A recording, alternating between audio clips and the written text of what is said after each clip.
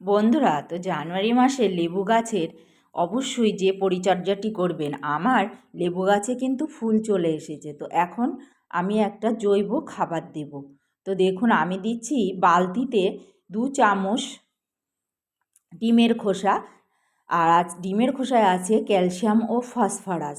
আর আমি নিয়েছি কলার খোসা, পেঁয়াজের খোসা আর আলুর খোসা। আর এই 3টে খোসাতেই আছে প্রচুর পরিমাণ পটাশিয়াম। আর নিয়েছি 2 চামচ চায়ের গুঁড়ো। তো বন্ধুরা, আপনারা যারা জৈবভাবে করবেন অবশ্যই করবেন। আর এটা হচ্ছে হিউমিক অ্যাসিড, মাল্টিপ্লেক্সের জিব্রাস কোম্পানির হিউমিক অ্যাসিড নিয়ে আপনারা অবশ্যই এই হিউমিক অ্যাসিডটা ব্যবহার করুন। মাসে একবার 1 লিটার পানিতে 1 ml করে একটা গাছের জন্য ব্যবহার করুন।